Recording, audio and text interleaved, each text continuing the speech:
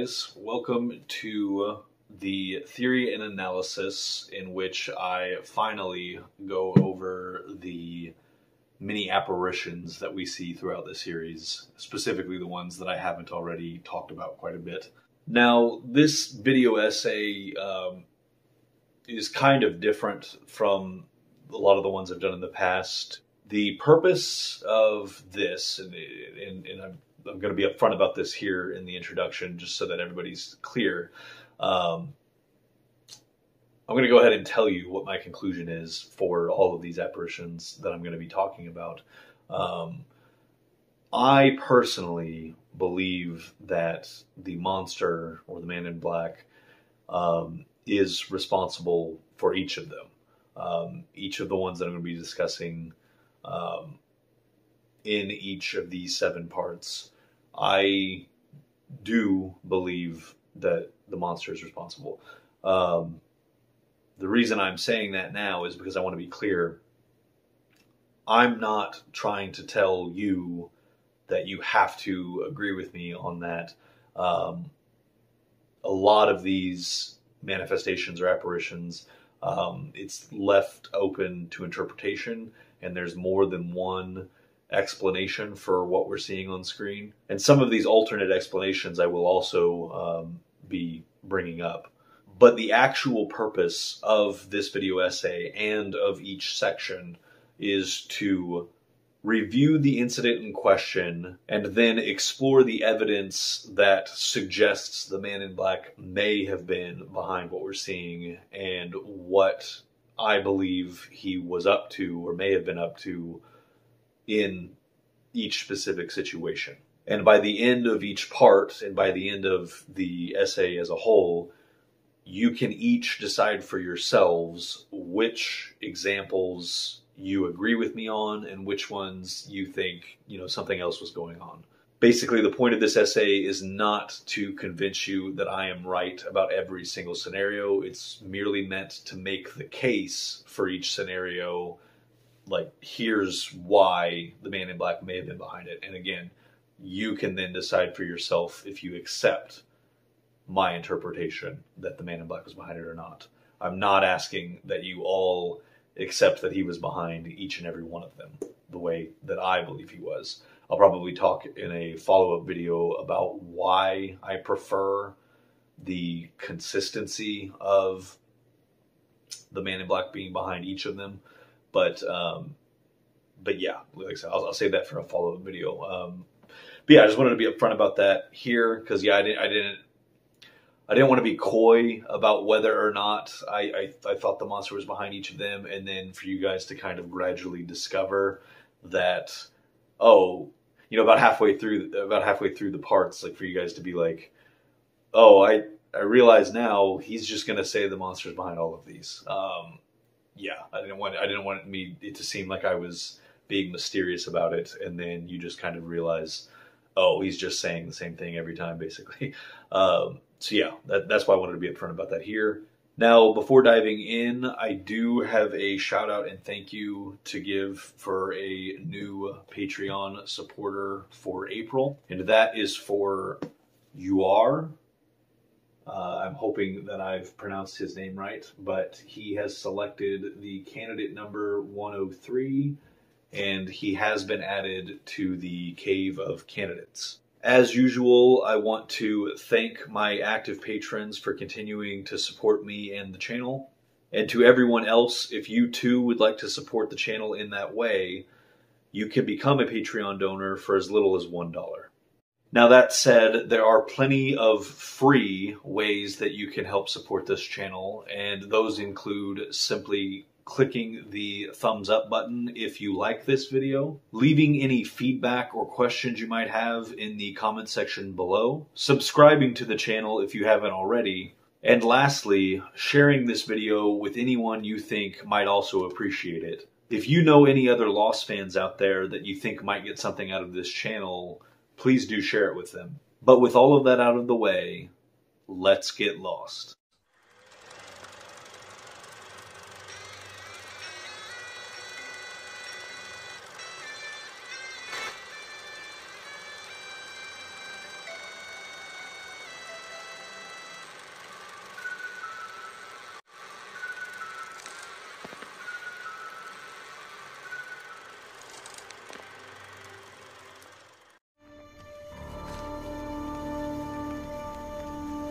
Look just like him. Does it bother you? No, what bothers me is I don't have any idea what the hell you are. Sure you do. Over the course of this channel's past several videos, we've explored the nature of the smoke monster and its abilities. In these videos, we've thoroughly established that in order for it to replicate a corporeal form, it needs access to the physical body it is copying. Because you were kind enough to bring his body back here in a nice wooden box. He had to be dead before you could look like him. That's right. However, if a person is in a mentally vulnerable state, the Man in Black is also capable of projecting sensory illusions to people, often centered around said person's memories. This throws into question the legitimacy of virtually all of the apparitions we see throughout the series. And yet, thanks to the two Season 6 examples of Claudia and Isabella, the version that appears to Hurley, that is, we know that legitimate ghosts can and do appear in the world of our story. Furthermore, when certain characters are established as having a history of mental illness or as having parapsychological abilities, this adds a layer of ambiguity to the manifestations that aren't of dead people. So out of all of the apparitions and mysterious encounters we witness across the first 5 seasons of the show, which ones were the Man in Black actually responsible for? This is largely left open to our individual subjective interpretation. However, the purpose of this series will be to examine each example and explore the possibility of whether we're actually seeing the Man in Black and what he may have been trying to accomplish in each case.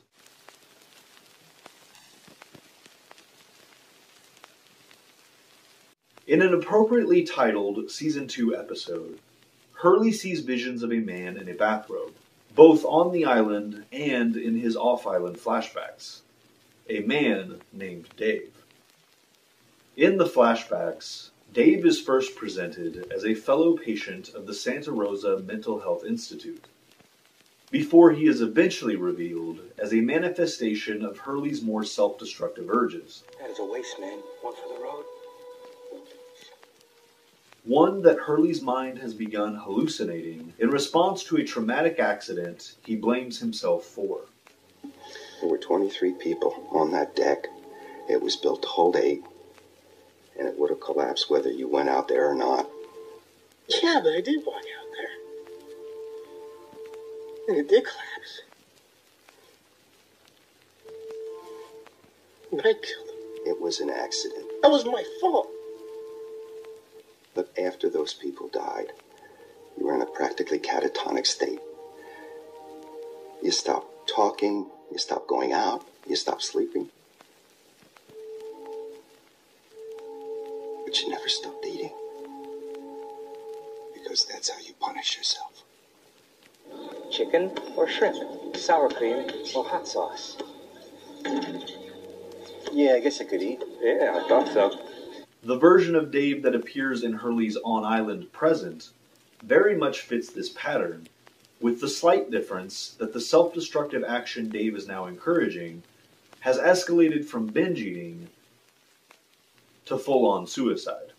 The answer to all your problems. But wait for you to wake up. Snap out of it.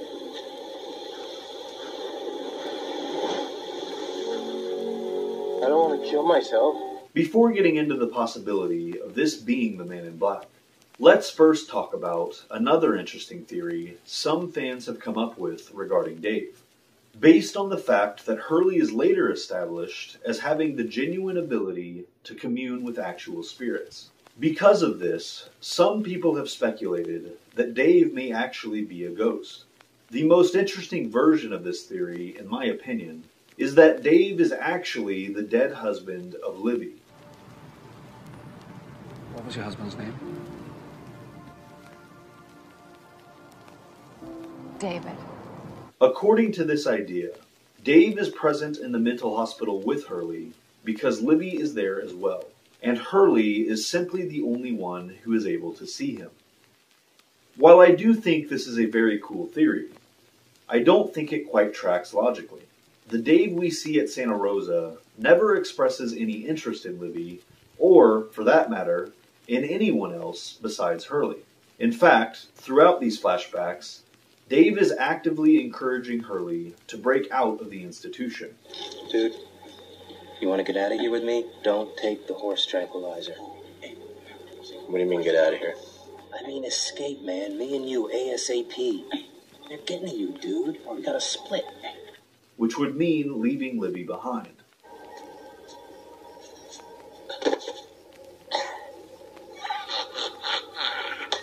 This idea also doesn't make sense in regards to Hurley's present-day visions. Unless, of course, Dave was so jealous of Hurley's budding relationship with Libby that he decided to talk Hurley into jumping off a cliff. As neat as this theory is at first glance, I'm afraid Dr. Brooks's explanation for the flashback version of Dave and the things he encourages Hurley to do makes the most sense. But what about the on-island version of Dave? It does make sense that the mental stress Hurley was under at this time could have caused Hurley to regress and start hallucinating Dave again. Let's have a little order here. So shouldn't we let someone a little bit more trustworthy take care of this? Like you, baby napper? No. Like Hurley. Why not Hurley? He's done it before. He can do it again. No, wait.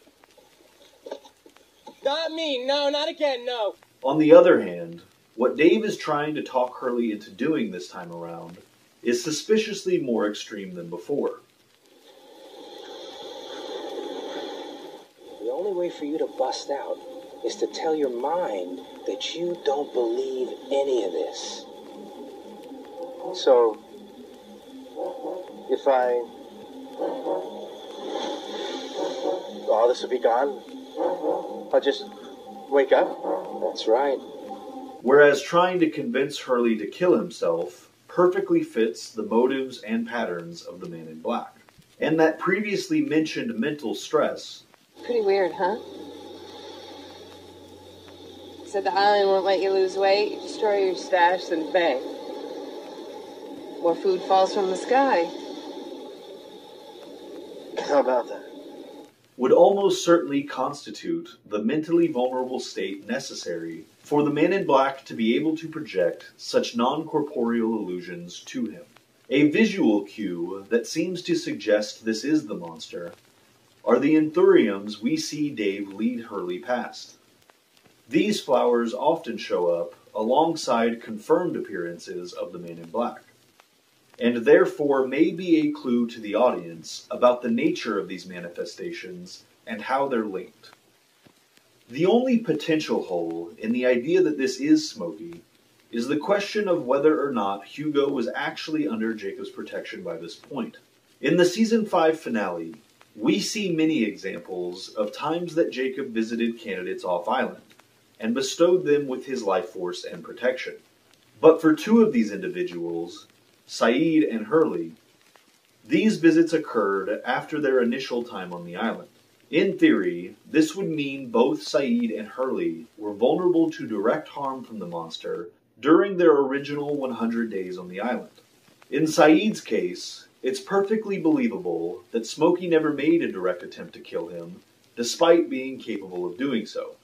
As a fiercely loyal and protective man, with lethal military training, not to mention a violent disposition, You know what I lost! Tell me the truth!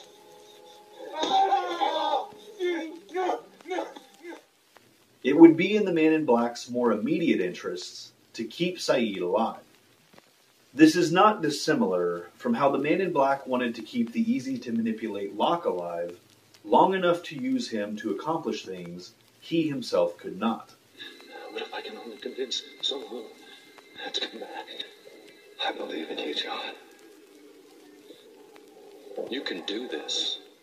In Hurley's case, however, there's no obvious reason why the Man in Black would not simply kill him outright if he wanted him dead, and if he was able to do so. Unlike many of the other 815ers, Hurley is a non-controversial figure within the camp, who often decreases tensions and conflict. and encourages peaceful coexistence. Welcome! If we're stuck here, then just surviving's not gonna cut it. We need some kind of relief, you know? We need some way that we can, you know, have fun. That's right, fun. In other words, Hurley is perhaps the biggest threat to the Man in Black's agenda. With that in mind, I am forced to conclude that Hurley actually was already under Jacob's protection when he first arrived. This would mean Jacob's cab ride was not the first time he visited and made physical contact with Hurley, and that it served purposes unique from the other instances we see of Jacob visiting candidates. Some of these purposes were already obvious from the comparatively direct method in which Jacob interacts with Hugo. Well, then what were you doing sitting outside a prison in a cab? I was waiting for you, Hugo. Well, what do you want from me? I want to know why you won't go back to the island. As well as him leaving the guitar case for Hurley to take with him. Wait, you forgot your guitar. It's not my guitar. Beyond those reasons, though, I think there is an even bigger one for why Jacob went out of his way to again visit Hurley and to again make physical contact with him. But I'm going to save my thoughts on this for the final section of this essay. What's important for now is that I do think Jacob had already visited Hurley prior to the crash of 815. Based on his pattern of appearing to candidates at traumatic and/or character-defining moments of their lives, I personally imagine he may have been present in the aftermath of the deck collapse, and responded in a way similar to what we see happen between him and Locke. Regardless, the fact that the Man in Black never makes a direct attempt on Hurley's life makes me certain he was already under Jacob's protection before setting foot on the island. And this means the possibility that the Man in Black was behind the on-island apparition of Dave fits perfectly within the Man in Black's motives, abilities, and limitations.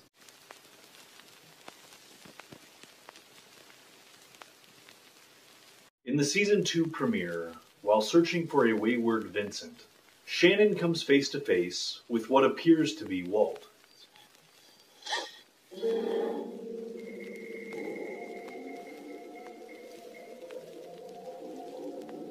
Walt? There are many things about this encounter that make it feel quite unsettling and mysterious. There's the sudden way Walt suddenly appears and disappears. Shannon! What is it?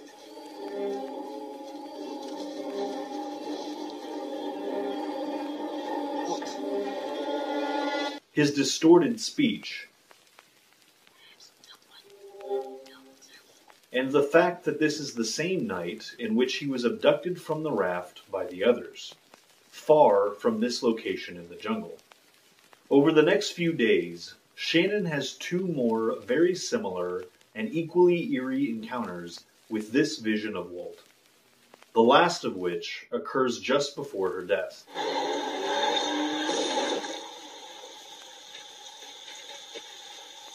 So what was happening here? While the show never gives us an explicit answer, by the end of the series, we can deduce more than one possible explanation. One in which this truly was Walt, and one in which it was not. Let's first discuss the version in which it truly was him. Over the course of Lost's 6 seasons, many different parapsychological abilities are on display. One such ability is a form of astral projection, or the ability to project one's consciousness and image independent from one's physical body. Also on display, especially in Season 1, is Walt's possession of, and unique aptitude for exhibiting, such parapsychological gifts. What's the matter? Don't open it. What'd you say? Don't open it, Mr. Locke. Don't open that thing.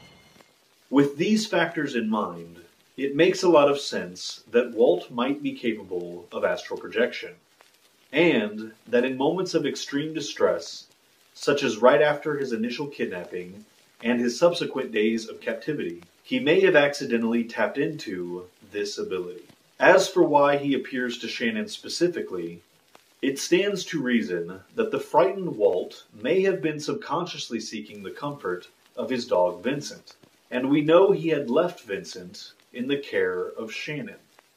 The idea that Walt could have been astral projecting may even be what Beatrice Clue was alluding to when she asked Michael, "Why are you asking me all these Did questions?" Walt ever appear in a place he wasn't supposed to be?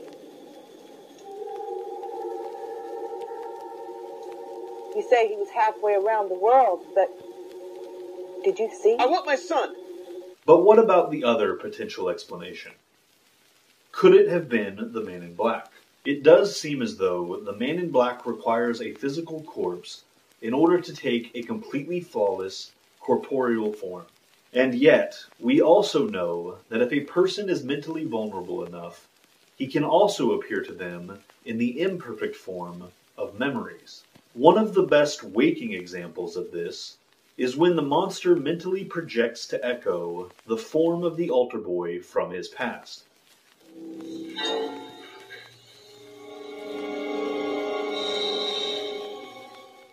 And interestingly enough, this projection shushes Echo in exactly the same way we see Walt do to Shannon.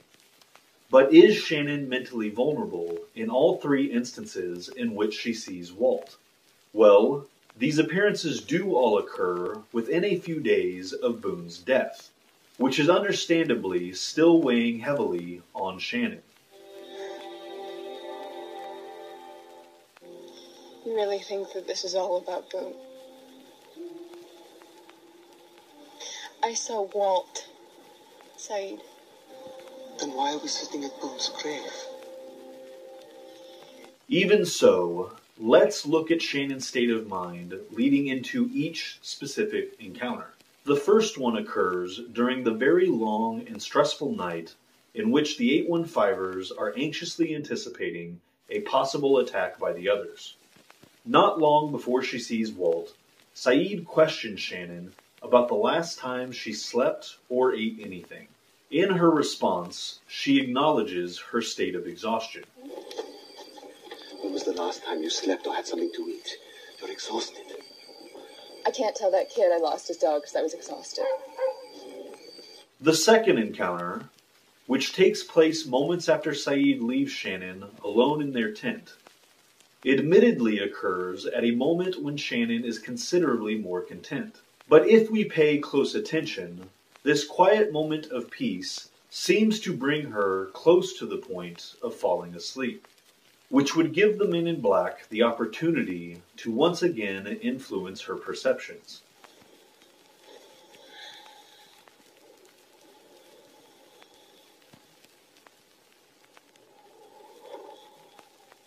That was quick. The third and final encounter happens just after an emotionally raw exchange between Shannon and Saeed, in which insecurities and feelings are explicitly communicated by both characters.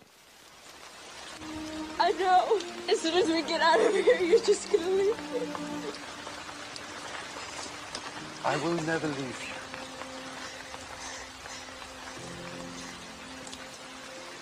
I love you. This intimate moment has led to them both becoming emotionally vulnerable. And I would argue emotional vulnerability is a form of mental vulnerability, which would explain how Saeed is also able to see the image of Walt in this instance.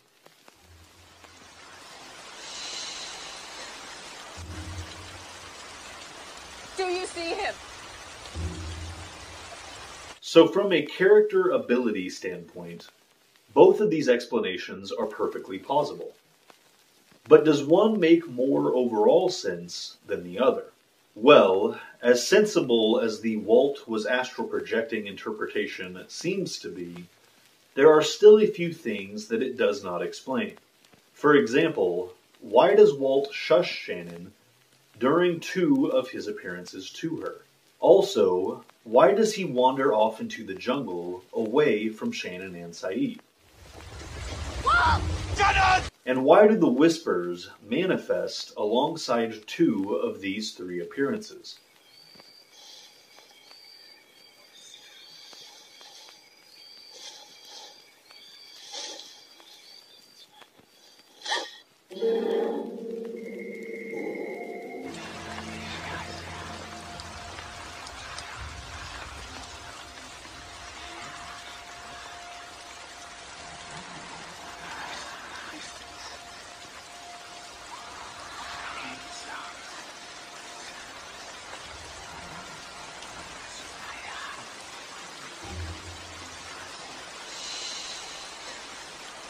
Conversely, these questions are quite neatly answered by the Man in Black interpretation. We know the Whispers have an extremely well-established pattern of appearing alongside confirmed manifestations of the monster.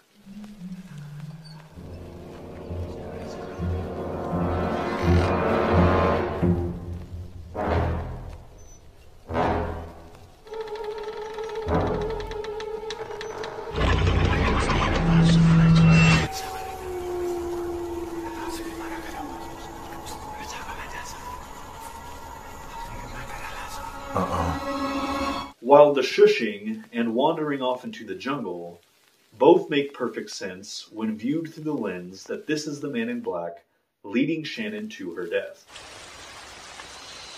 Whoa! Whoa! Whoa! Whoa! Shannon! Whoa! Wait! Shannon! I also personally feel this second interpretation fits better with the sinister way in which these Walt appearances are depicted. Furthermore, the idea that this is the Man in Black is the most compatible with a 4th and final apparition of Walt that we see in the Season 3 finale. In this scene, Locke has been left for dead for over a day. He is severely injured and suicidal, and therefore mentally vulnerable.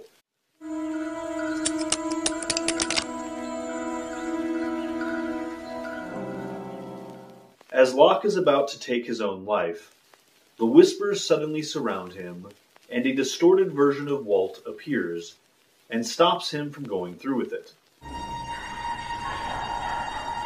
Don't, John.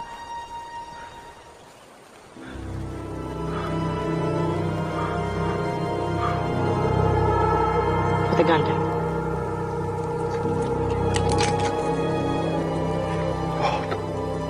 Now get up, John.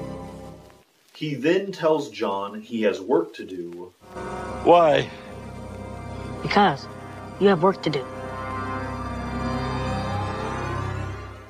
Before evidently sending him to kill Naomi. Why are we wasting our time going to some shack anyway? Because we were supposed to. Right. Like you were supposed to throw a knife into that Naomi chick's back.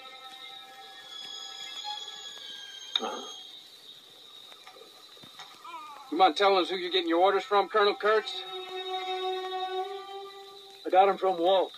It seems a safe bet that this version of Walt was the Man in Black, given that Walt would have no apparent motive for wanting Naomi killed. Not to mention no obvious way of knowing who she was or what she was up to. On the other hand, her death at Locke's hand would help further guarantee that conflict between the freighter team and the 815ers would ensue. Such a conflict would be very likely to get candidates killed, and I believe it did. Get back inside! Get inside!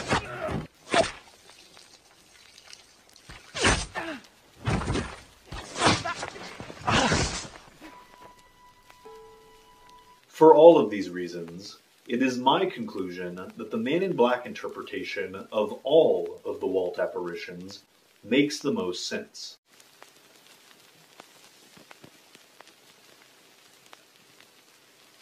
In parts 1 and 2, we've talked about apparitions that were not of dead people, and explored how these may have still been the Men in Black through his ability to project sensory illusions to the mentally vulnerable. But now let's talk about a mysterious appearance that is witnessed by two individuals who both seem completely mentally stable in the time surrounding said encounter. In the Season 4 episode, The Other Woman, while searching for the recently missing Faraday and Charlotte, Juliet receives a mysterious visit from her former therapist, Harper Stanhope. Hello, Juliet. In this exchange, Harper informs Juliet where Charlotte and Faraday are heading, why they are going there, and instructs Juliet to stop them by using deadly force, all of which she claims to be communicating on Ben's behalf. What are you doing here? I came to deliver a message from Ben. The two people you're looking for, Faraday and Lewis, they're headed to the Tempest. And if they figure out how to deploy that gas, then everyone on this island is going to die. How am I supposed to stop them? By pointing the gun and pulling the trigger. Juliet reasonably questions how Ben could know and communicate all of this while currently being Locke's prisoner. Harper's response, which fails to actually answer the question, is that Ben is exactly where he wants to be. How can Ben possibly know where they are when he's a prisoner? Ben is exactly where he wants to be. Considering this episode ends with Ben being released by John, yet choosing to remain in the barracks, it would seem this statement is actually true. But the insinuation by Harper seems to be that this is where Ben planned to end up all along, and that he foresaw events unfolding to such a point where Juliet would be in a position to stop Daniel and Charlotte, all of which we know is not true. Season 3 ends with a series of Ben's plans being foiled. First, he suffers 2 back-to-back betrayals that he failed to see coming. One by Juliet. How did you find out about this station? Juliet told us. And one by Alex. These betrayals cause his ordered attack on the beach camp to go horribly wrong, and exposes his lies about the Looking Glass station being flooded. You told us the Looking Glass was inoperable. Flooded. I lied. Next, his attempt to convince Jack to give him the satellite phone fails, at which point he is taken prisoner, and the freighter is called and guided to the island. It is extremely clear that Ben desperately did not want the freighter to find the island. Jack, please, you don't know what you're doing. I know exactly what I'm doing. What are you doing, John? I don't want to shoot you. Do it, John. Shoot him. Do what you need. It is only after several events he failed to predict that he ends up captured. And after his many bad decisions resulted in the deaths of all of his most loyal on-island followers, the remaining others seem genuinely too disillusioned with him to attempt a rescue. Now might not be the best time to go tromping off on your own. Oh, really? And why not? Because people are asking questions, Ben. About leaving home, about what happened to Locke, about Jacob. Not to mention the rapidly spreading rumor that everyone who went down to the beach is dead. They're not all dead.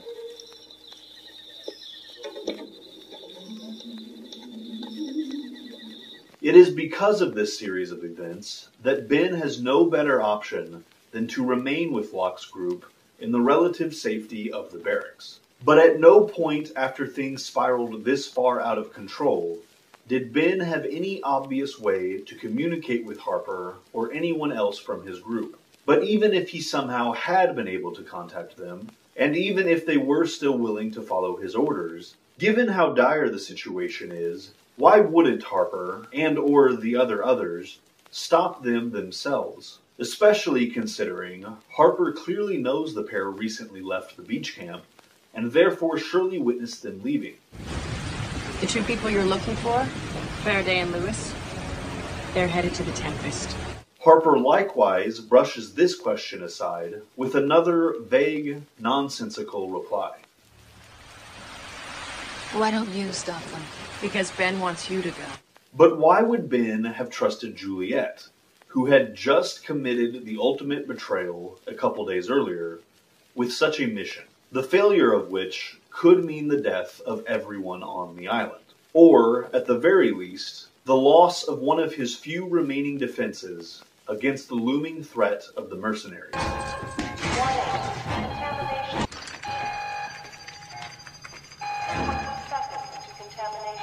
Whatever he's doing, tell him to stop. We're trying to disable it before he can use it against us! None of Harper's explanations for why she's telling Juliet to do this, how she knows what she knows, or why she's not handling it herself, make any sense. Everything about this seems to fit an all too familiar pattern. A sudden appearance of someone from a character's past gives them instructions that aren't entirely clear, which leads to a dangerous situation in which one or more people die or nearly die. Add in the fact that Harper instantly appears and disappears to the sound of the whispers. Jack? Which, as we've repeatedly discussed, very often accompany confirmed appearances of the monster, makes it seem certain that this is the Man in Black. I just told her where the people you're looking for are headed. Maybe you and your gun can go too.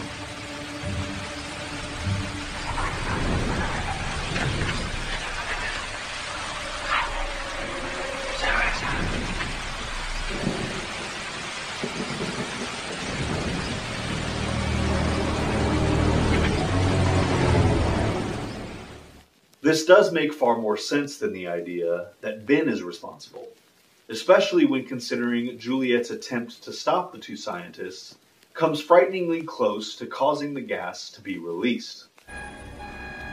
5, 4, 3, 2.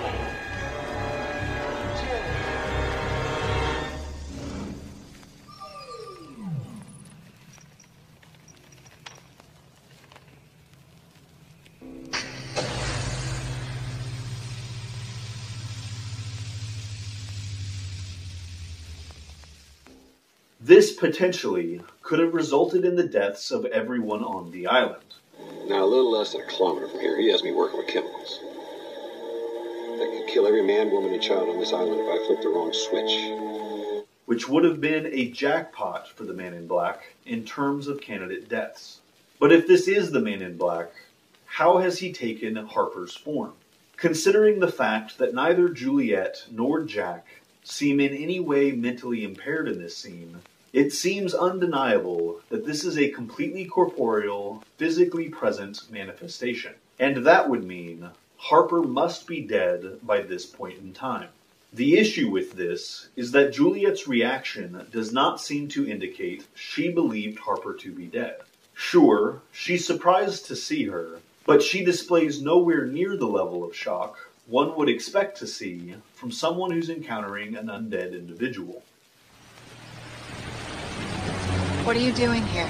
So this would mean that if Harper truly had died, Juliet must not have known about it. This is possible, given that Juliet had spent the past 2 weeks with the 815ers. However, it would be awfully convenient if Harper had just happened to randomly die off screen during this time. But what if it wasn't random, or off screen? In the Season 3 finale, more than a dozen others die as a result of Ben's orders. Most of them we know the identities of, but a few we do not. All 3 of the unidentified others are part of the 10-person team that attempts to capture the pregnant women at the beach camp. In this sequence, we see Jason fall back to the rear of the group, likely to oversee things from a distance and provide cover if needed. This, of course, enables him to surprise Saeed at the end of the standoff. Meanwhile, the other 9 split into groups of 3, each of which approaches one of the 3 tents marked with white coral. The first group is led by Ryan, and contains the familiar faces of the background others, Matthew and Luke.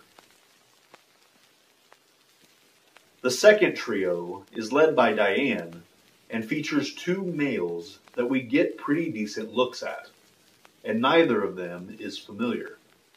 The third and final group is led by Tom, but the 2 remaining others in his group we only get the briefest glimpses of.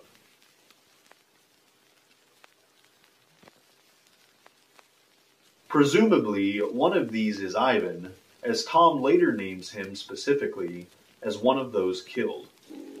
What? They're all dead. Diane, Ivan, all of them dead. And while the actor that played Ivan previously does not appear to have been playing him in this episode, the only character that looks even remotely like him is indeed in Tom's group. But the last person in this last group, the 10th and final member of this team, appears to be a dark-haired woman.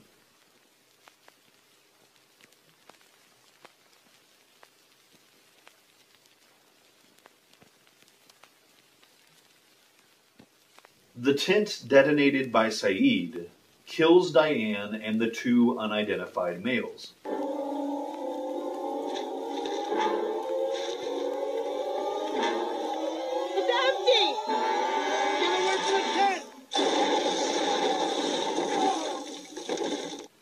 The second tent, detonated by Bernard, fails to kill the fleeing Tom, but does take out the other 2, including the woman.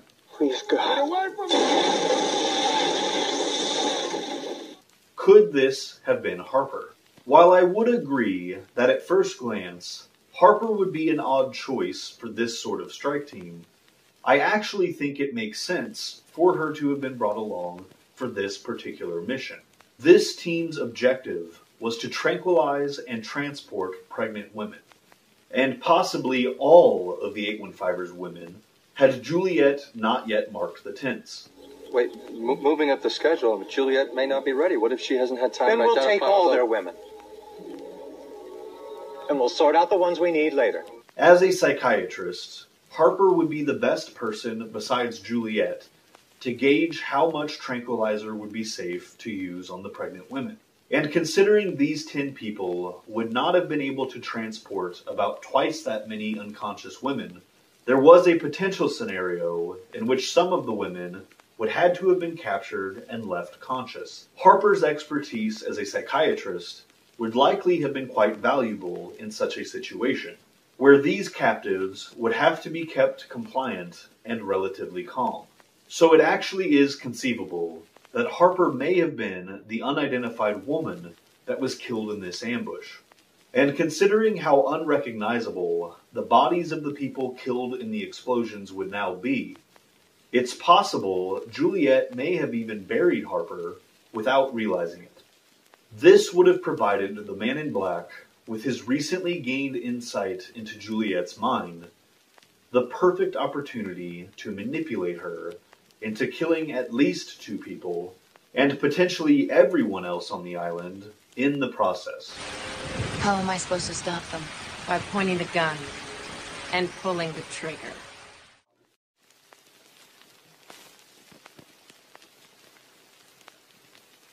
Now that we've thoroughly reviewed the monster's ability to both replicate physical corpses and to project sensory illusions to people who are in mentally vulnerable states, let's talk about an occurrence that may have been both. That is, Locke's Season 3 encounter with the undead Boone and the subsequent vision he experiences. By this point, I think it's fair to say we've established more than enough evidence that this could be the Man in Black. But might this experience actually have been what John interpreted it as? By which I mean, could the island have actually been communicating its will to him using the ghost of Boone as a messenger? In order to truly consider and address this question, let's first go over the character arc of John Locke. In the climactic flashback scene of the Season 3 episode Further Instructions, we see Locke's character perfectly summarized in 3 simple words. Amenable for coercion. Did you know it would be me? What? In the truck? Did you know it would be me driving? Did they choose me? Yeah. They chose you, John. Why? Because you hadn't been here long, didn't have a criminal record, and the psych profile said you would be amenable for coercion. Amenable for coercion? Hey! Lower the gun, John. At this point in the series, we've seen how Locke's own father has repeatedly exploited his deep desire to feel important and wanted. Hello, son. A desire that is no doubt rooted in him growing up in foster care, never being chosen for adoption after being given up by his biological parents. You're adopted, aren't you? No. No, I was raised in a foster home. Several foster homes, actually. Throughout the series, we see this vulnerability of John's continually exploited not only by his father, but by characters such as Ben and Widmore as well. But the ultimate manipulator of Locke's insecurities is undoubtedly the Man in Black. When coming face to face with John, shortly after the series begins, the Man in Black's immense psychic power immediately grants him a far deeper insight into Locke's mind than any police department psych profile could ever hope to achieve. For John's part, he interprets this encounter with this entity, in which it not only spares his life, but kills for him the boar he was hunting,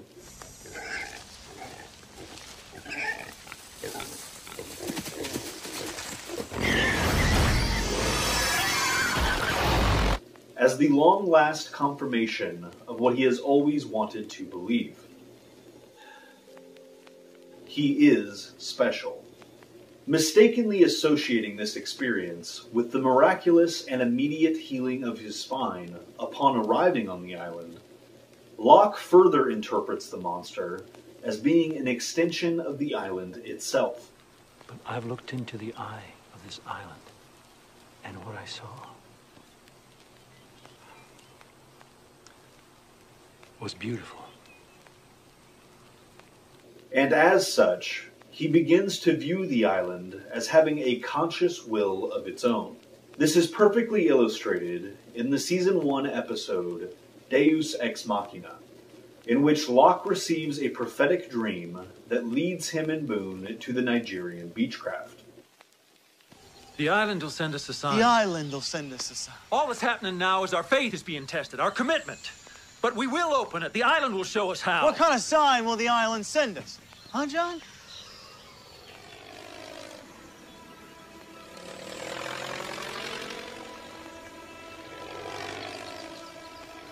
Did you see that? Boone.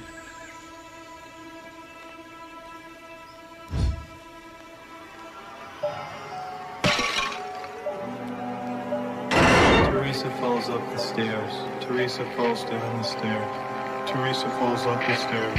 Teresa falls down the stairs. Teresa falls up the stairs. Teresa falls down the stairs. Teresa falls up the stairs. Don't take it back. Throughout this same episode, John is slowly losing his ability to walk. Both of these simultaneous events, Locke attributes to the island and its will. This island, it changed me. It made me whole. Now it's trying to take it back, and I don't know why. But it wants me to follow what I saw. What? I know it sounds crazy. 4 weeks ago, I wouldn't have believed it myself, but you and I are here for a reason. There's something that we were meant to find. Something that's going to help us get into the hatch. I know it. But we gotta keep going.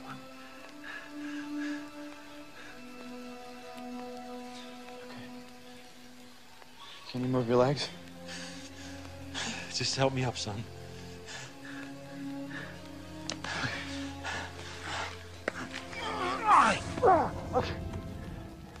These experiences come to a head when John asks Boone to climb up to the plane, since he cannot do so himself. Is that the plane you saw? As best I can tell. You really saw it? Yeah. I really saw it. How long do you think it's been there? Doesn't matter. What's important is that we found it. What's important is what's inside it. What is inside of it, John? You're gonna have to climb up there for us and find out.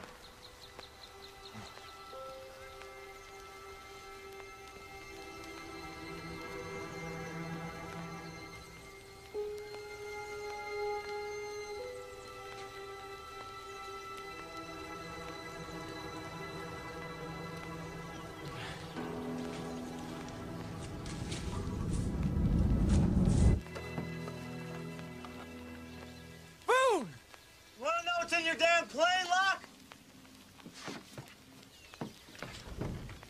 Here's your sign.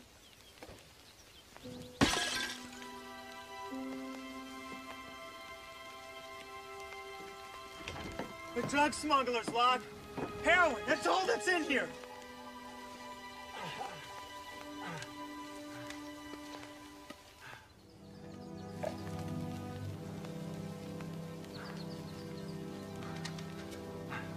I don't understand.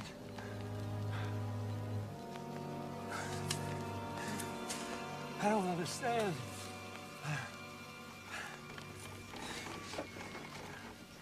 Boone then falls and is gravely injured, at which point Locke's ability to walk on his own is suddenly restored.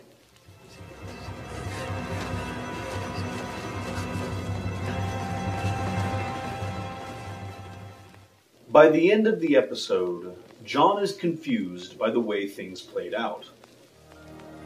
I've done everything you wanted me to do, so why did you do this to me? But we, the audience, were being brilliantly clued in to what was happening on the island by what this same episode's flashbacks were showing us. In these flashbacks, we see Locke put his faith in someone who is merely deceiving and exploiting him for their own selfish ends. This was meant to be. This stuff isn't meant to be, even though it may feel that way. Look, this probably won't have a happy ending. And yet neither John nor most of us made the connection that the same thing was happening again in his present. But you and I are here for a reason. There's something that we were meant to find. Something that's going to help us get into the hatch. I know it.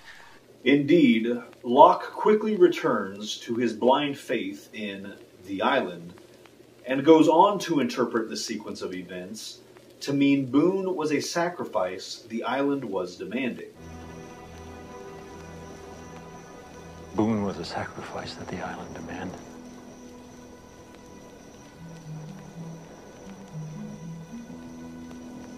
What happened to him at that plane was a part of a chain of events that led us here, that led us down a path, that led you and me to this day, to right now. In this same conversation with Jack, John gives another demonstration of how he conflates the will of the monster with the will of the island. What the hell was all that about back there, John? What was what about? You asked me to let you go. That's right. No, that thing was taking you down the hole, and you asked me to let you go. It wasn't gonna hurt me. No, John, it was gonna kill you. I seriously doubt that. I need to know why you believe that that thing wasn't gonna... I believe that I was being tested. Tested? Yeah, tested. I'm a man of faith. Each one of us was brought here for a reason. Brought here? And who brought us here, John? The island. In future videos, we will eventually talk about Locke's arc in Season 2 and what role the Man in Black played in it. But for the purposes of this video, let's skip ahead to Season 3. John's story this season begins in the 3rd episode. After losing his faith in the button proved to be a cataclysmic mistake,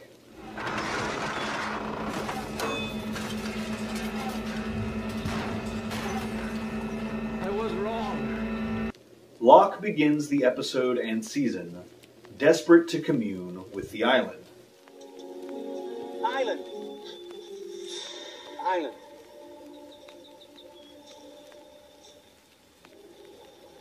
You need to speak to the island. In order to do this, he builds a makeshift sweat lodge and takes a mind-altering drug. The resulting vision sends him on a quest to save Echo. Clean it up, John. They've got him. You don't have much time. Which in turn reestablishes John's sense of purpose and faith. Sorry, I gave up on my faith in the island. I messed up. Now our people are captured and you will find them. After all, you are a hunter, John.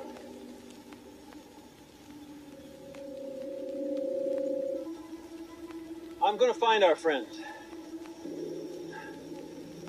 I don't know how yet, but I will. We're gonna find them, all of them. And then we're gonna bring them home. Over the course of the rest of the season, Locke demonstrates his renewed commitment to the island in increasingly radical ways. He travels across the island using explosives to destroy anything that might lead to the 815ers' rescue and or the discovery of the island by the outside world. He puts a gun to the head of a 16-year-old girl, and he doesn't hesitate to resort to violence against his enemies. Thank you.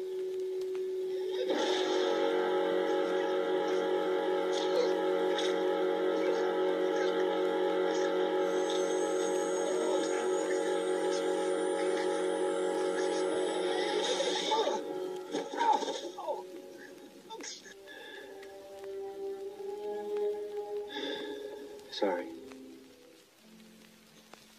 Since when do you explain yourself to him? An outsider. Tom? Richard?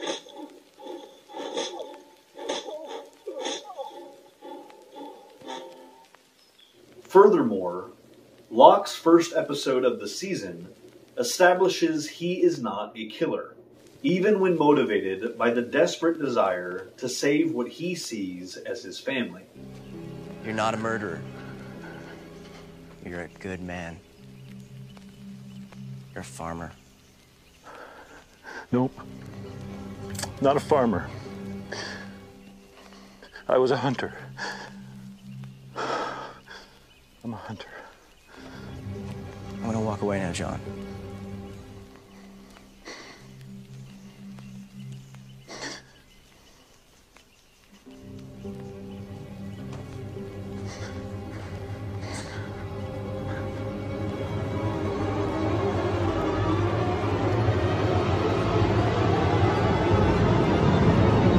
This is reinforced near the end of the season with his father, a man John is perfectly willing to let die,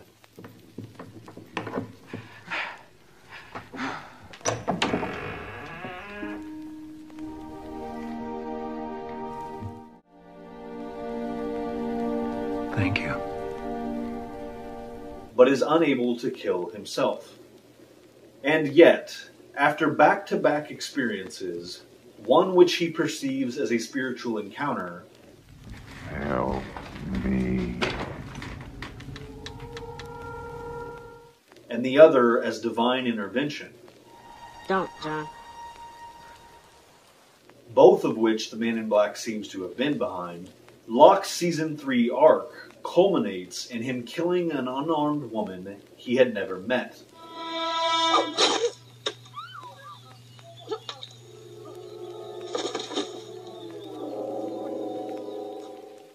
It ends with him finally becoming radicalized to the point of being willing to kill for his beliefs. The story of John Locke, as I see it, is in large part a cautionary tale about the perils of extreme faith.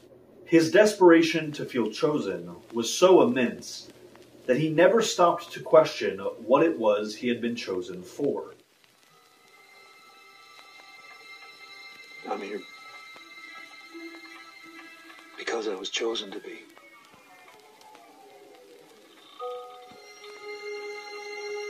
That's absolutely right. His faith was so blind that he failed to see just how sinister this path he was being led down truly was. And he allowed his longing for meaning and importance to be exploited until it literally killed him. Richard said I was going to die. I suppose that's why they call it a sacrifice.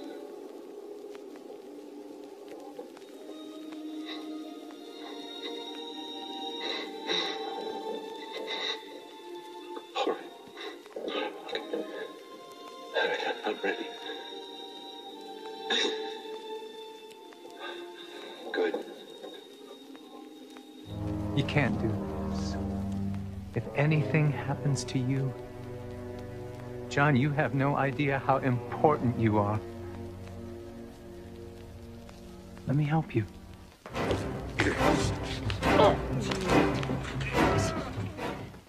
So taking John's tragic arc as a whole, and returning to his vision quest at the beginning of Season 3, do I think this was really the island speaking to him through Boone?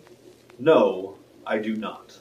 Indeed, this entire notion that the island has a conscious will of its own seems primarily born out of Locke's consistent pattern of misinterpreting the Man in Black for the island itself. And I think this sequence is yet another example of this.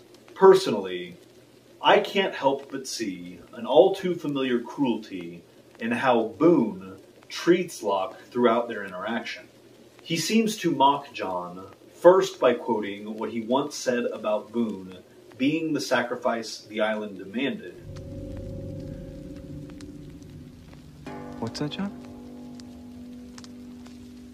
Oh. You're sorry.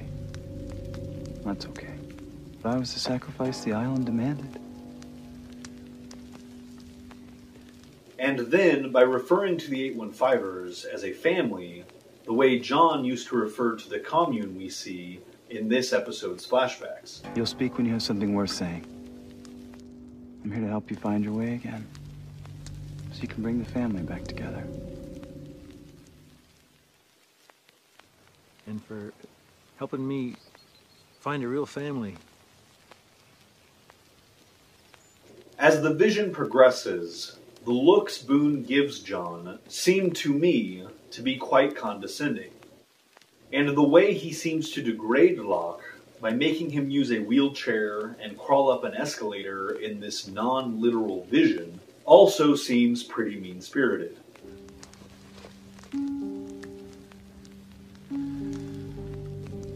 John, you're gonna need that. What's more is you can actually hear the sounds of the smoke monster throughout this sequence. Come up here, John.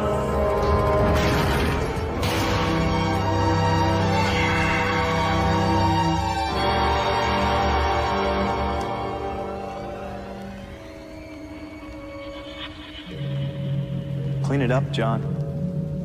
They've got him. You don't have much time. By restoring Locke's sense of his own purpose, by way of this quest to save Echo, I'm here to help you find your way again. The Man in Black ensured he could continue manipulating and pushing John down the path of radicalization. With this in mind, I actually suspect the Man in Black played a much larger role in arranging said quest than just supplying the vision. As discussed in this channel's A Communicable Disease video, I believe the events leading to Echo's death strongly suggest he had been infected by the monster prior to the events of what would become his final episode. But what I didn't explicitly state in that video is when exactly I think the point of contamination occurred.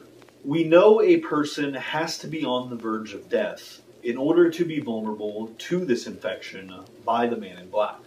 And the state Echo was in after being rescued from the polar bear cave certainly seems to qualify. But what is not clear is how much of his injuries were sustained in the hatch detonation versus how much were caused by the bear. In my opinion, it seems awfully suspicious that a polar bear just happened to come along and drag Echo to a cave, then wait just long enough for Locke to come along on his rescue mission. Echo. Son.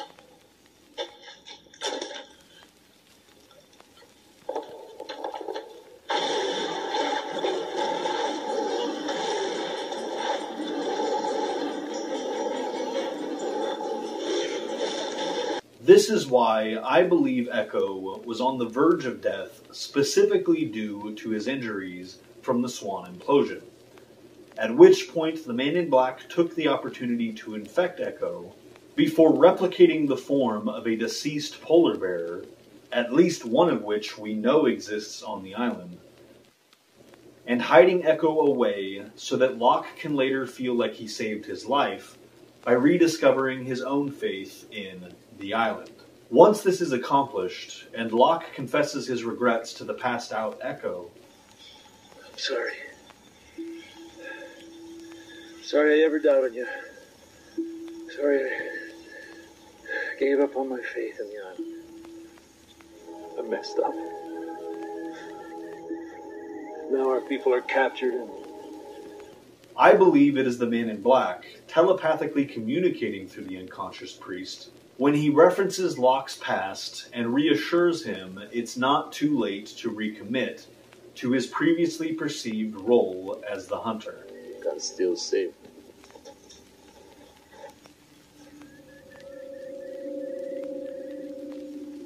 I don't even know where they are. You will find.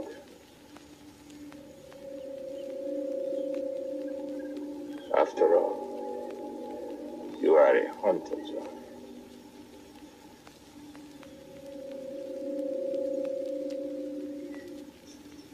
Say something?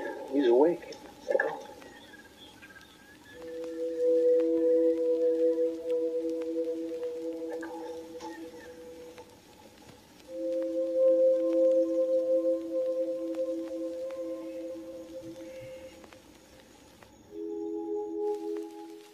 So not only do I think the Man in Black was responsible for John's vision, I actually think he orchestrated every aspect of Locke's journey in this episode. And just like with Deus Ex Machina in Season 1, I believe what was happening in this episode's flashbacks were once again cleverly communicating to us what was happening on Island as well. In both cases, someone familiar with John's psych profile is deceiving and manipulating him because they know he is amenable for coercion. Now, before moving on, this seems like a good opportunity to address the one other time a character is dosed with this same drug and then experiences hallucinations. In the Season 1 episode, Hearts and Minds, Locke leaves Boone tied up in the jungle and exposes his head wound to the drug, apparently anticipating that this will enable the island to communicate something important to Boone. I'm doing this, Boone, because it's time for you to let go of some things. Because it's what's best for you. And I promise, you're going to thank me for this later. Hey, I don't think this is best for me. What is that? Is that what it made you see? What made me see? The stuff you put in my head. You drugged me. I gave you an experience that I believed was vital to your survival on this island. And sure enough, Boone experiences a vision in which the monster attacks him and Shannon, before it ultimately kills her.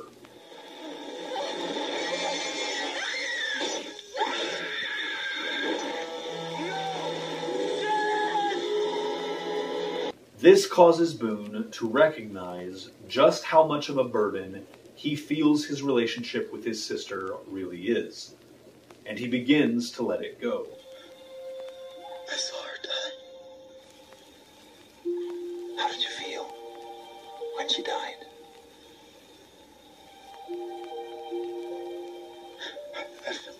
I felt relieved. I felt relieved. Yes.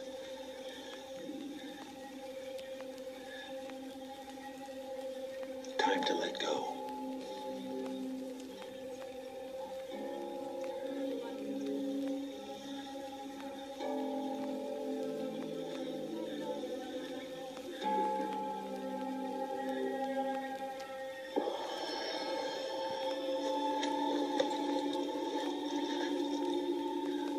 Follow me.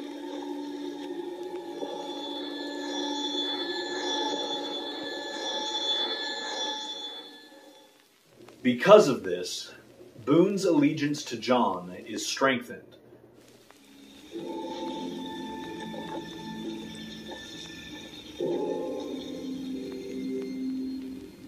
Leading to his eventual, and quite literal, downfall. Because of how perfectly this plays into the Men in Black's long game, I do think he was similarly responsible for transmitting this experience to the drugged Boone.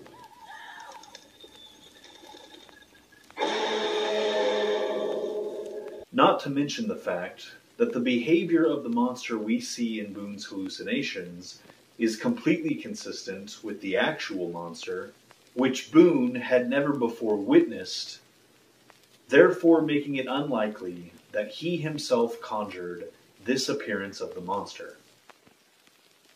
But I told him I wanted to tell you, and that's when he did this.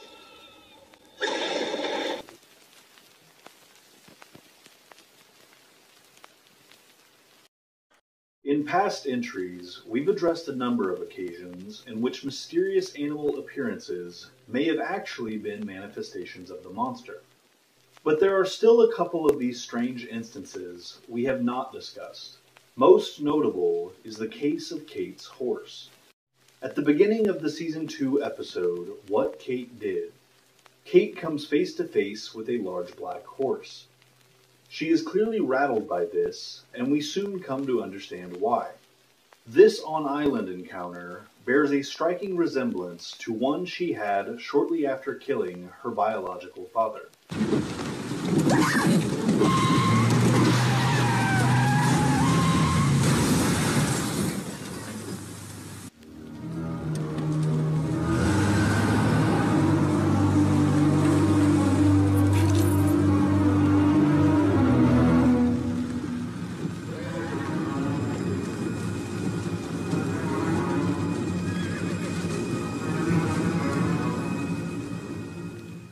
This, combined with a startling interaction with the feverish Sawyer, causes Kate to question if this horse may represent the ghost of the man she murdered.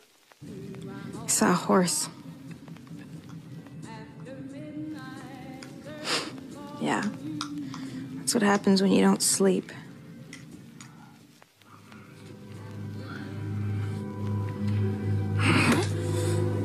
Kill me. Why did you kill me? And to be fair, the fact that this particular horse is only ever seen on the exact same day of Sawyer's unconscious outburst does give credence to the idea that this was no ordinary animal. And as mentioned in the previous section of this essay, it seems the Man in Black's many telepathic abilities include speaking through an unconscious individual. But if this was the Man in Black, what was he trying to achieve? Well, consider what almost happened if not for the pure dumb luck that John and Jack arrived at the Swan when they did. Kate! Kate!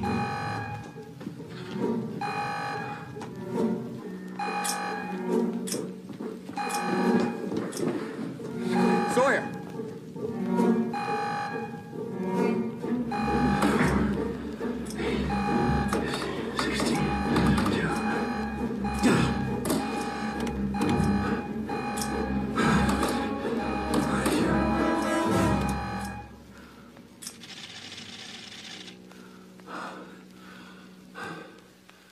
By terrorizing Kate during the one time she was left alone in the hatch, due to Shannon's funeral. Everybody will be at the beach, so don't forget the button.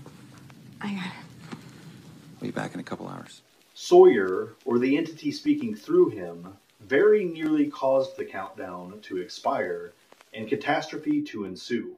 And given that none of the 815ers knew of the failsafe option, this would not have had the relatively happy ending we see in the season finale. It seems likely that such an electromagnetic overload at the Swan Pocket would compromise the source, causing worldwide damage and potentially releasing the Man in Black from its hold. At the very least, a failure to discharge this energy would result in the death of most, if not all, of the candidates. Suffice it to say, preventing the button from being pushed would undoubtedly benefit the Man in Black's agenda in some way. But there may have been an additional motive at play. Consider the other time in this episode that a delirious Sawyer says something upsetting to someone at his bedside. What? Where is she? You mean Kate? I love her.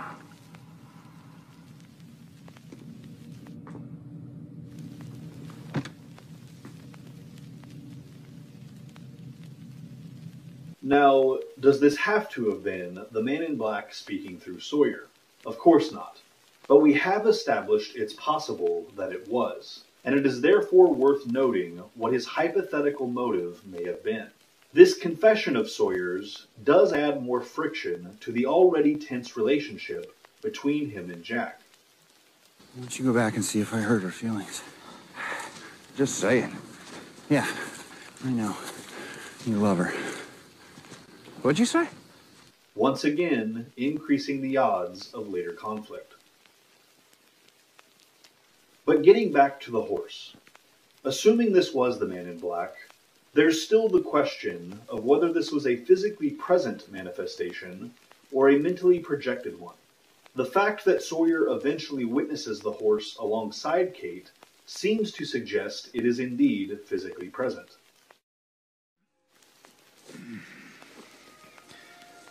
You see that?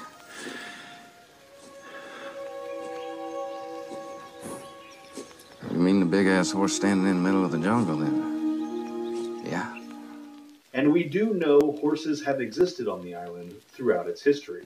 So it is plausible that the Man in Black had access to a deceased horse on the island that looked similar enough to the one from Kate's past, and was therefore able to physically replicate it. On the other hand, given that Sawyer was just beginning to recover from his feverish state at the time he sees the horse, he may have been just as mentally susceptible as Kate, in that moment, to the sort of sensory illusions the Man in Black can generate. So this is a case where it really could have been either type of Man in Black manifestation. Before moving on, there is still one more mysterious animal I feel is worth addressing. The one fans have often referred to as the Hurley bird. That bird just say my name? It appears twice in the series, once in the Season 1 finale, and once in the Season 2 finale. It is eventually revealed, in the series epilogue, that Dharma had genetically engineered a group of hybrid birds.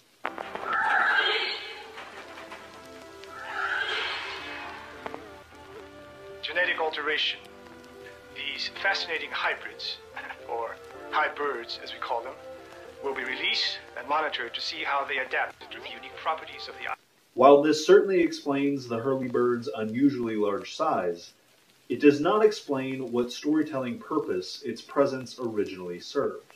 It seems to me that both appearances of this animal are heavily suggested to be the monster, in which case he must be replicating the corporeal form of one of these deceased hybrids. In the Season 1 finale, the Hurley bird is first seen just before the monster in its smoke form is first seen.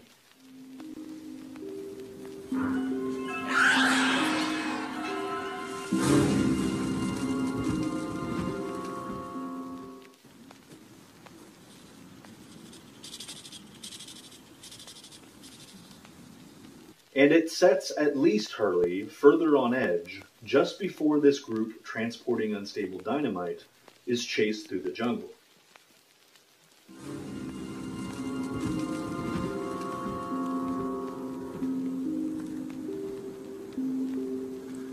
Whoever named this place Dark Territory, genius.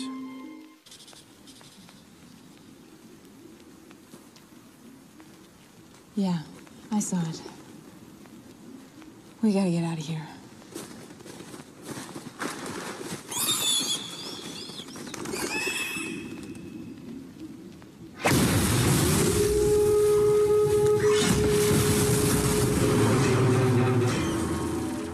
In the Season 2 finale, what appears to be the same bird swoops down right on top of the group on their way to rescue Walt.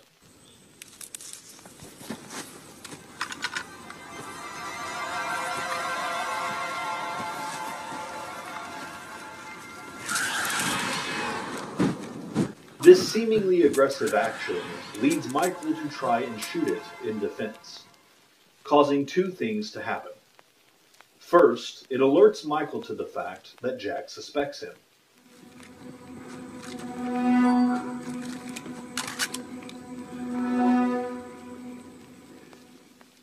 And second, it forces Jack to give this treacherous killer a gun in order to keep up the charade. Sorry, man. I guess I forgot to load that one. Want to hand me the mag? Meaning this is yet another mysterious encounter that generates more potential for violence.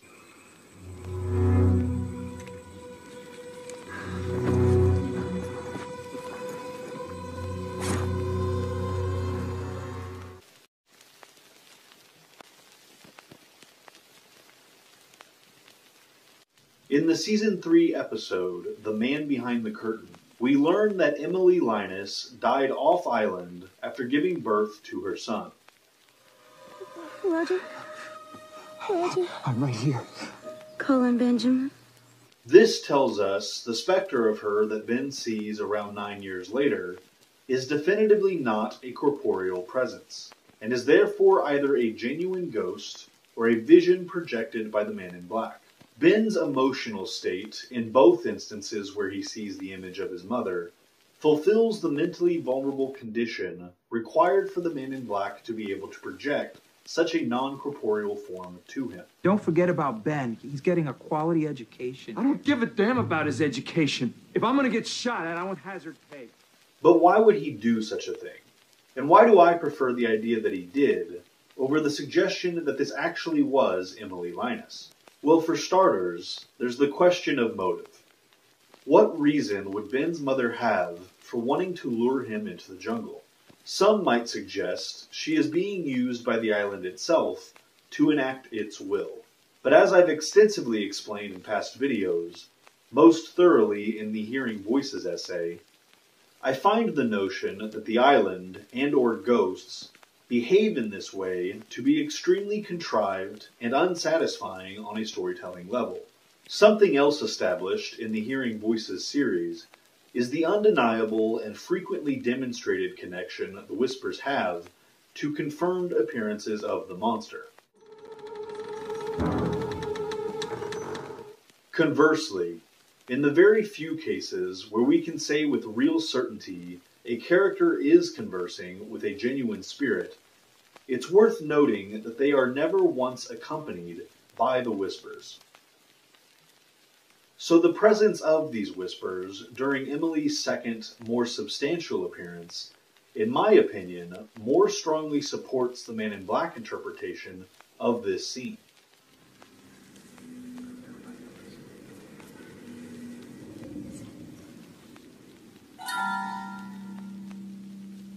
Mom? Likewise, her appearing in the same outfit from Ben's photo of her better fits with this being a reflection of Ben's mental image of his mother, rather than a spiritual representation of her. Furthermore, at no other point in the series, before or after this, do we see or hear about Ben communing with spirits. In fact, the only other indication that Ben may have been parapsychologically gifted in some way is when he suggests to Locke that he too used to have prophetic dreams. Wake up, Hugo. I thought we didn't know where we were going, dude. We do now.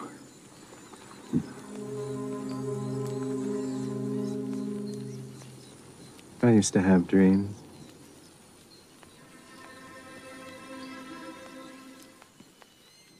Yet the dream John just had, along with nearly every dream we see on screen throughout the series, is strongly implied to have been generated by the Man in Black. You gotta find me, John. You gotta find me. And when you do, you'll find him. I'm Christian. This leads not only me, but eventually Ben himself to the conclusion that he was guided down his path by the Man in Black. What's that? A secret room? It's where I was told I could summon the monster. That's before I realized that it was the one summoning me. Given that Ben says this in front of him, it's safe to assume it was not Richard who told Ben about the function of the summoning chamber, leading me to suspect this was communicated by way of one of Ben's aforementioned dreams. And now that he has a much better understanding of what the monster can do and what it's been working towards all this time, Ben has now realized it was the one summoning him, starting all the way back when he was a child.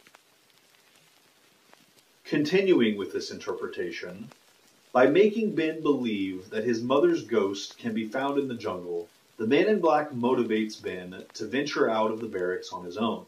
Once in the jungle, Ben follows the whispers straight to Richard Alpert. Mom?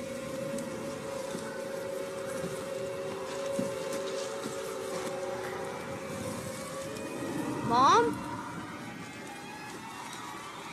Mom! Mom!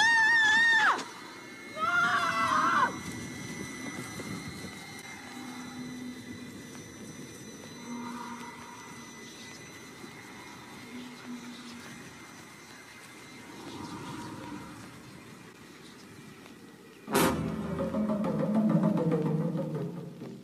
I believe that once the Man in Black discovered this lonely, alienated little boy living amongst Dharma, he saw the potential for Jacob's people to use him as a weapon in their conflict against the Initiative. And indeed, the Purge, in which many candidates were likely killed, would not have been possible without Ben. But what about Richard? Based on his own past experience with the Man in Black, shouldn't he have picked up on his potential involvement here? This is actually the perfect opportunity to consider what exactly Richard knew about this man, his abilities, and his agenda. After which, we can perhaps better understand what was going on in Richard's head during his first encounter with Ben.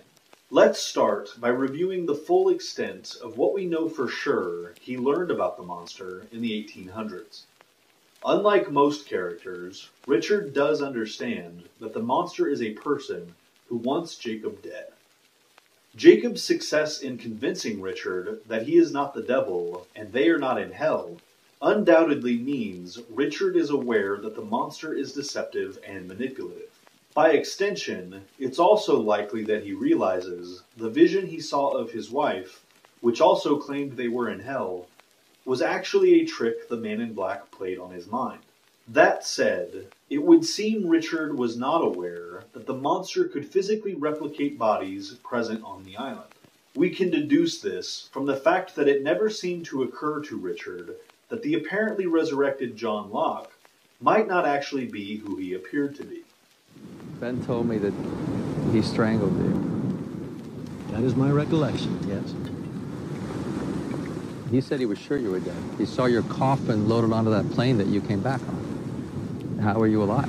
If anyone should have an explanation, I think it would be you. I have been here a long time, John, and I've seen things on this island that I could barely describe, but I've never seen someone come back to life.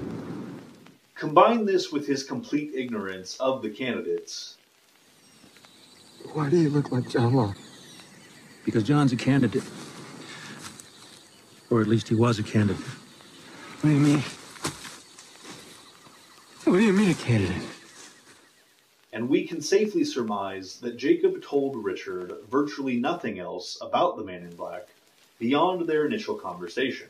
And with everything we know about Jacob, this makes perfect sense. Jacob refrains from telling people about his brother because he wants them to resist his temptations, manipulations, and deceptions without having to explicitly tell them what to watch out for.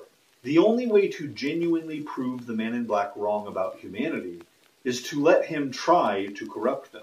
To simply be told of the monster's deceptions would mean that people weren't truly overcoming the corruptibility that the Man in Black believes defines us. With that in mind, I have no doubt that the entirety of Richard's knowledge of the monster and its abilities is what we see him learn on screen. So coming back to the scene where Ben and Richard first meet, what do I think Richard made of Ben's described experience with his mother? I'm looking for my mom. You think she's out here? She's dead. First, Richard makes sure that Ben doesn't mean he's looking for his mother's body. Did she die here? On the island? Then, once Ben confirms that his mother died off-island... No. When I was a baby. I think this reminded Richard all too well of his own experience shortly after coming to the island. And I think he did in fact conclude the Man in Black was behind it. He said the only way I would see my wife again is if I kill you. I saw her here, in this place. Where is she? That wasn't your wife. Yes, it was. She's dead, just like me. Did you see her out here, Ben, in the jungle? She talked to me. What'd she say? That I couldn't come with her. She said it wasn't time yet. But because Richard was completely unaware of the Man in Black's other motive of killing candidates, he assumed Ben was being manipulated in the exact same way he once was. To simply kill Jacob. This is why Richard's response is to tell Ben he should go home.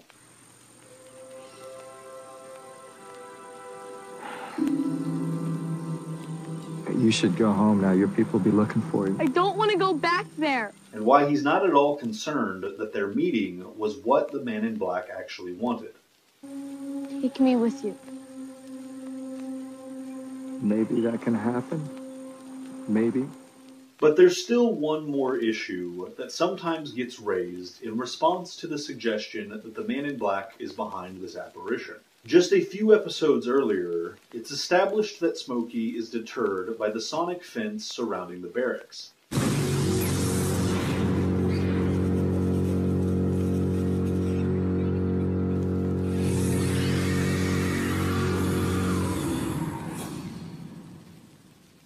And while the second on-island sighting of Emily Linus isn't seen within its perimeter, the first one is. At first glance, this may seem like a solid counterpoint. However, after a bit more thought, it becomes clear that this fence is not as much of a deterrent as the Man in Black has allowed people to believe. For starters, we know someone can avoid triggering the fence if they're able to go over it.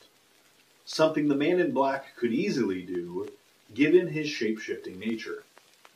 There's also the tunnels, which are shown to run underneath the barracks, and that the monster often seems to use to erupt from the ground. Not to mention, the Man in Black does have a penchant for instantly appearing and disappearing as if by teleportation.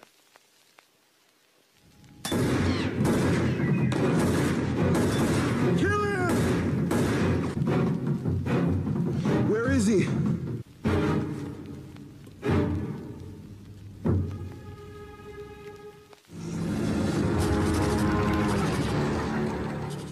Then, of course, there's the not insignificant detail that this would be a mentally projected manifestation, and therefore the Man in Black may not have needed to be physically present in the barracks at all. But that raises the question, If the Man in Black can telepathically project manifestations away from his corporeal self to the mentally vulnerable, might he be able to do so to such a person who has left the island?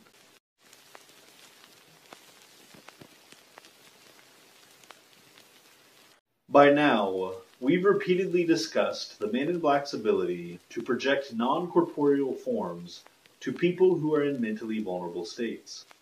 In these cases, the projected illusions can be seen, heard, and even felt to some degree. And while we know for certain the Man in Black's physical form is restricted to the perimeter of the island, what's less clear is whether this ability is as well. Given that the Man in Black's psychic powers are so immense, might he be capable of projecting these manifestations off-island? Well, this is seemingly suggested by the scene in which Jack disables a beeping smoke detector just before encountering the ghostly image of his father. Jack? The possibility that this and any other off-island apparition may have been the Man in Black is far too tantalizing to not at least explore. Chronologically speaking, Jack's sighting of his father isn't the first time we see what appears to be an undead Christian off of the island proper. Moments before his death, Michael hears the sound of the whispers as the form of Christian materializes before him.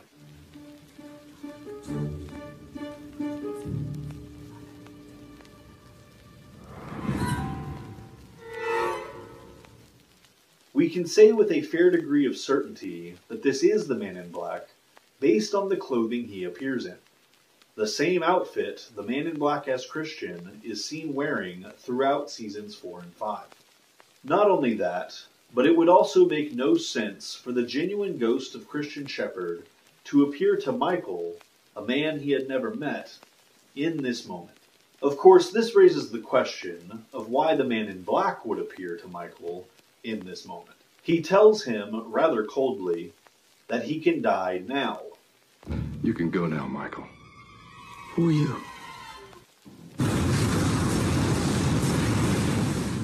Almost as if there had been a previous exchange between them in which the Man in Black had discouraged Michael from dying. Come to think of it, there was another time Michael heard the whispers on the freighter just before an apparent ghost materialized before him.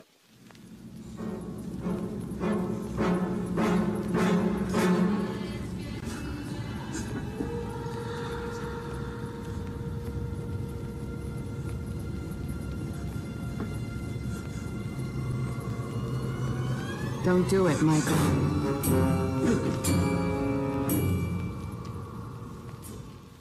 Michael destroying the freighter at this stage would have prevented the mercenaries from reaching the island on their mission to torch it.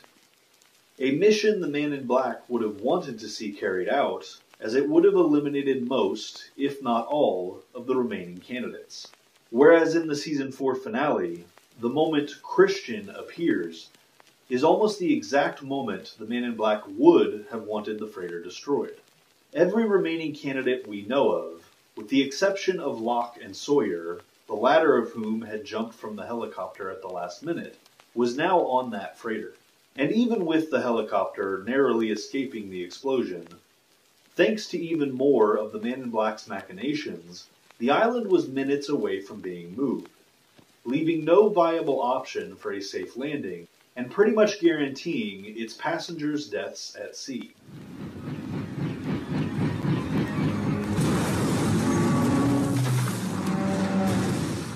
Unfortunately for the Man in Black, Penny's boat found and rescued the group that would become the Oceanic Six.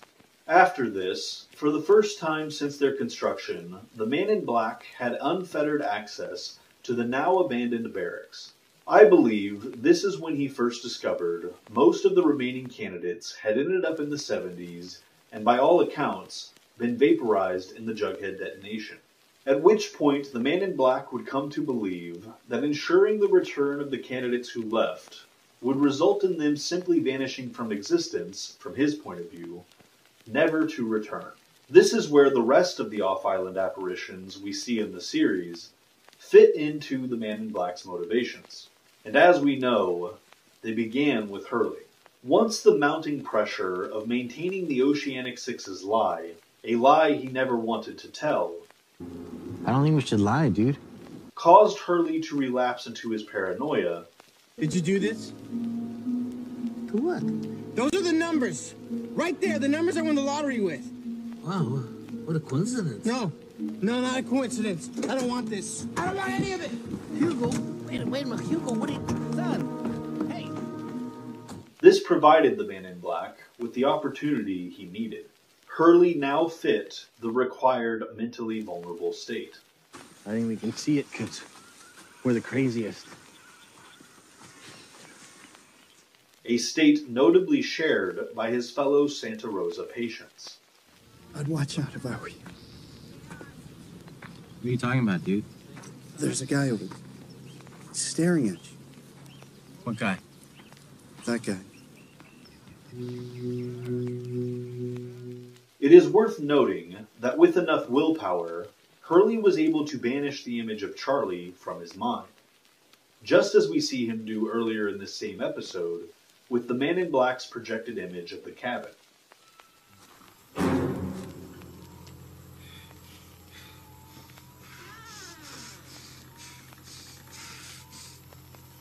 There's nothing here. There's nothing here. There's nothing here. There's nothing here.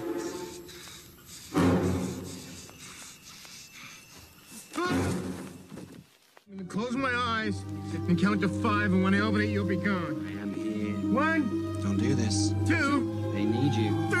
They need you, Hugo. 4. You know they need you.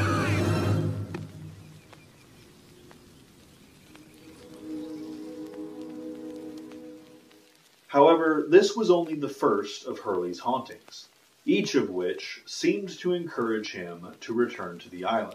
You've got a lot of work to do. I do? And stay away from the cops. Do not get arrested. But Hurley was far from enough. The person the Man in Black needed to convince the most, the one who would then stand the best chance of convincing the rest, was Jack. I think it wants us to come back. Hurley. It's gonna do everything it can. We're never going back.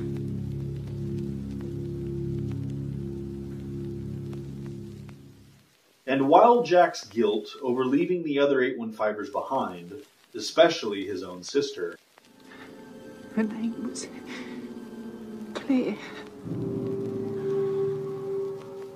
was a mental vulnerability that was potentially useful for the Man in Black, it was still too repressed for him to fully exploit. Jack? Jack? But by using Hurley as a messenger, the Man in Black would be able to bring it to the surface. Okay, so what did the two of you talk about? Well, yesterday he told me you were going to be coming by. He wanted me to give you a message. A message? Made me write it down so I wouldn't mess it up. You're not supposed to raise him, Jack. This exact message was perfectly constructed to have the effect that it does on Jack. Hey, Jack?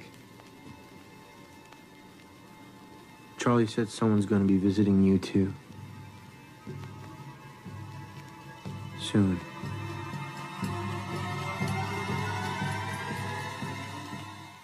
By forcing him to confront how wrong it is that he's raising the son of the sister he left behind, Charlie's message shatters the illusion of happiness Jack has wrapped himself in. An illusion he desperately tries to cling to when he immediately buys a ring and proposes to Kate. But the damage had been done, and he had now become susceptible to a far more imposing vision of his father. Jack?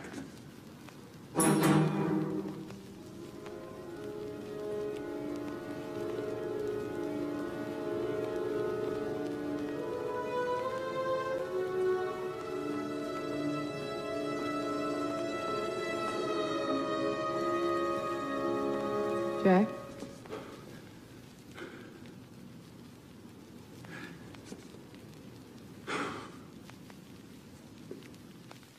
This sends Jack spiraling over the edge and leaves him perfectly primed for the final piece of the Man in Black's manipulation. The message he gives to Locke. Say hello to my son. Who's your son? Your father says hello. He said his name was Christian. My father is dead. Well, he didn't look dead to me. He died in Australia 3 years ago. I put him in the coffin. He's dead. This is what finally forces Jack to stop denying his own inexplicable experiences, and convinces him he does indeed have to go back. Jack booked a ticket.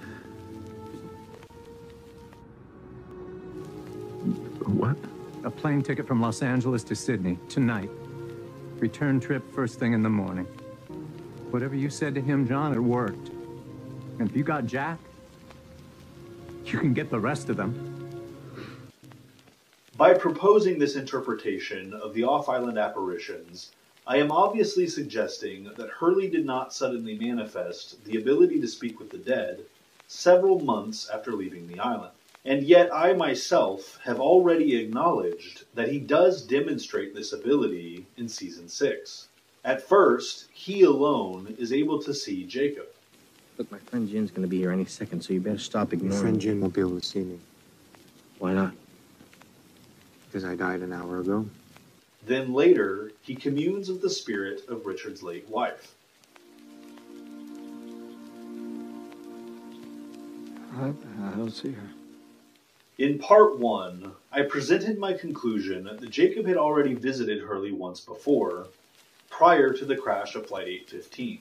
This is based on my strong belief that the Man in Black would have killed Hurley outright if he had been capable of doing so during Hugo's original time on the island.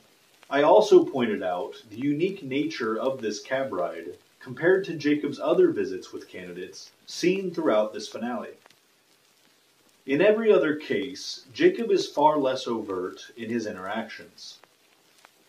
Compared with these, he is much more forthright with Hurley about the fact he's there specifically to meet him. Well, then what were you doing sitting outside a prison in a cab? I was waiting for you, Hugo. And even gives him something to use later on.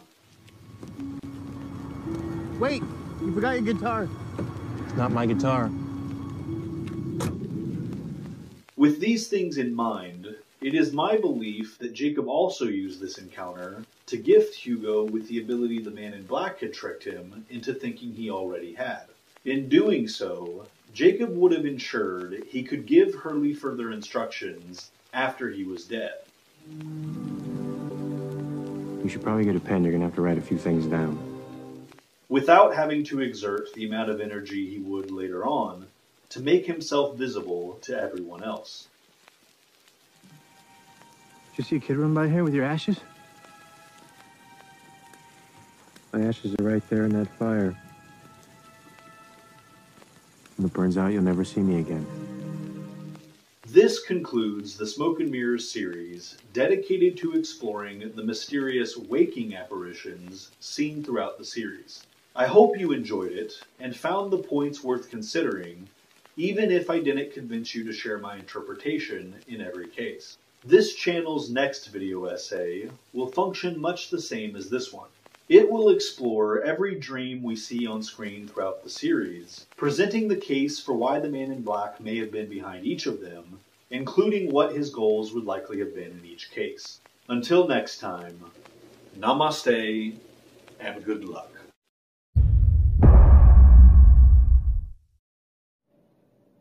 Oh, you're still here.